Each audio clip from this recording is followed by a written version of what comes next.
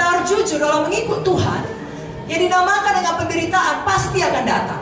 Saya dan saudara masing-masing kita sudah punya janji temu dengan penderitaan. Kapan waktunya Tuhan yang tahu. Tapi tidak ada kita yang bisa lewat daripada itu. Karena semua kita perlu mengalami bentukan. Aniaya pasti datang, persoalan pasti datang. Tapi kita harus menetapkan hati, saya mau seperti Kaleb. Saya mau sampai pada tanah perjanjian. Saya mau selesaikan maksud Tuhan dalam hidup saya.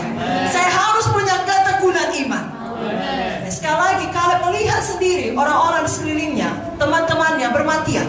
Dari generasinya hanya tinggal dia dan Yosua yang hidup. Hal itu tidak mudah, saudara. Saya masih ingat ketika kami dulu tinggal dengan Polang. Tiap kali ada temannya yang meninggal dunia, Polang akan datang pada kami dan bilang, sudah berkurang teman. Lalu pada akhirnya dia punya satu orang teman, Polang Sinuraya. Mereka sering ibadah sama-sama, mengunjungi sama-sama. Nah, setelah beberapa waktu Polang Sinuraya belum meninggal. Lalu Polang berkata, "Ada lagi kawan Ujang." Dia berkata pada kami, "Saya waktu itu masih sangat muda, sekarang masih muda." Maksud saya tidak mengerti. Saya marah pada Polang dan berkata, "Polang gimana sih? Kami kan kawan Polang semua." Lalu dia sabar terhadap saya. Iya.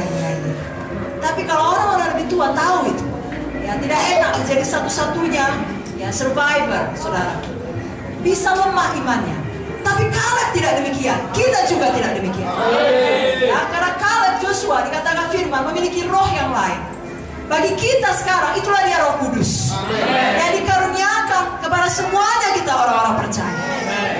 Sebabnya tidak ada kita yang takut pada penderitaan, tapi tetap bertekun di dalam iman. Karena masing-masing kita punya Hebron, masing-masing kita punya tanah perjanjian yang harus kita sampai di sana. Amin.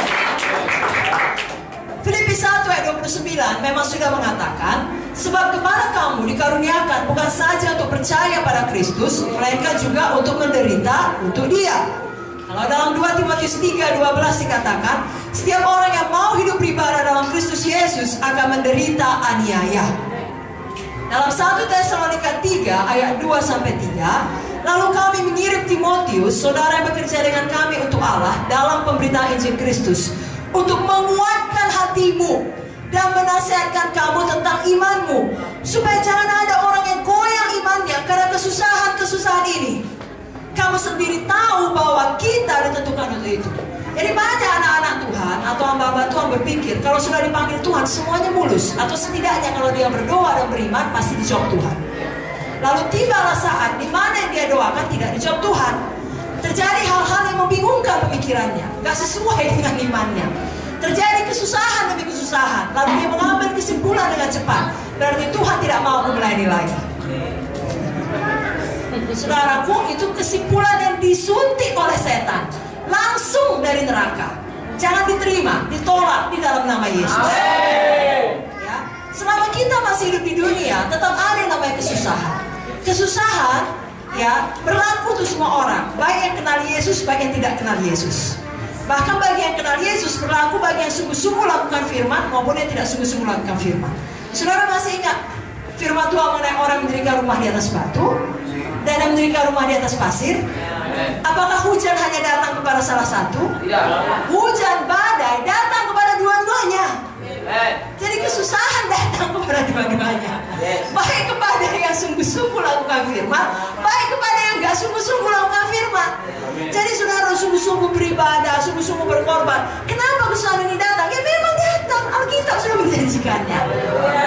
Kenapa dia gak sungguh-sungguh? Dia pun punya janji temu dengan penderitaan. Percayalah. Bedanya bagi orang yang mendirikan rumah di atas batu, kesusahan datang, tetap tegak berdiri.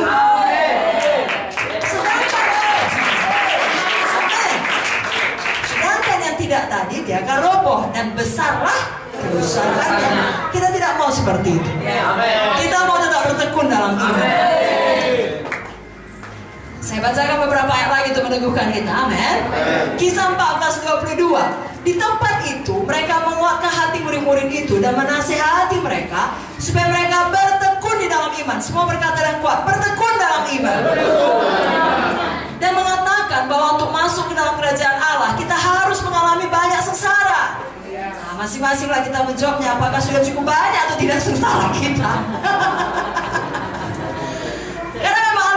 menuliskannya saudaraku. Tetapi indahnya Roma 8 ayat 18 mengatakan, Roma 8 ayat 18, sebab aku yakin bahwa penderitaan zaman sekarang ini tidak dapat dibandingkan dengan kemuliaan yang akan dinyatakan kepada kita. Jadi kalau saudara mengalami sengsara, saya kalau saudara makan hati, ya, sengsara perasaan, ya saudara tidak bisa berbagi kepada orang. Nah, saudara pikir kalau saudara ceritakan pun gak ada gunanya, justru memperburuk keadaan. Dan memang lebih baik tidak, karena kita mau selalu mengucapkan iman. Amin, saudara. Tapi Tuhan berkata, kalau kita terus bertemu dalam iman, kita akan mendapatkan kemuliaan kekal yang melebihi itu semua, yang tidak dapat dibandingkan. Saudara tahu siapa yang menulis Roma 8:18? Paulus. Dia bilang penderitaan ringan. Penderitaan yang ringan, saudara. Baca itu semua penderitaan Paulus dalam 2 Korintus 4. Gak ada sedikit pun ringan. Bahkan pernah sekali waktu terbuka itu punggungnya, orang pikir tentunya kau penjahat paling besar ya, karena banyak sekali lukanya. Tidak, ini tanda milik Kristus, dia berkata. Paulus itu dilempari dengan batu sampai ditinggalkan karena dikira sudah mati. Berarti sangat menderita. Nah, kita tuliskan kapal karam, semua dialami. Tapi dia berkata penderitaan ringan. Sebabnya saya mau meneguhkan saudara, berapa berat pun penderitaan saudara, ingatlah Paulus. Amin. Kalau dia berkata itu penderitaan ringan, dia masih bisa berkata itu ringan. Jangan nanti kita malu di sorga. Biar kita juga dengan iman yang tekun berkata penderitaan ringan, ya. Itu teladan kita. Roh Kudus yang sama menyanggupkan Paulus adalah Roh Kudus yang sama yang menyanggupkan kita di zaman sekarang ini. Dalam 2 Korintus 4 ayat 17 diulangi sekali lagi, sebab penderitaan ringan yang sekarang ini mengerjakan bagi kami kemuliaan kekal yang melebihi segala-galanya, jauh lebih besar daripada penderitaan kami. Dengan kata lain, kalau nggak ada bahannya, nggak ada hasilnya, saudara mau buat kue nggak punya tepung, nggak punya mentega, nggak punya telur, nggak jadi kuenya. Saudara mau kemuliaan, bahannya penderitaan.